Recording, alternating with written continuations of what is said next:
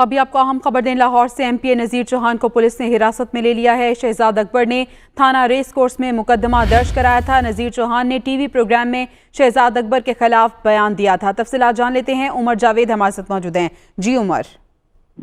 कुछ अर्सा कबल वज़ीर आज़म के मामले खसूसी शहजाद अकबर की जानिब से रेस कोर्स सर्कल के अंदर MP नज़ीर चौहान के खिलाफ एक मुकदमा दर्ज करवाया गया था। इस मुकदमे को पुलिस ने सील कर दिया था, लेकिन उसके बाद नज़ीर चौहान ने गिरफ्तारी देने के लिए इस थाने का विजिट भी किया था और कहा था कि उनको हिरासत में लिया जाए, लेकिन पुलिस ने कहा था कि अभी तहकीकात की जा रही है, आपको हिरासत में नहीं ले सकते।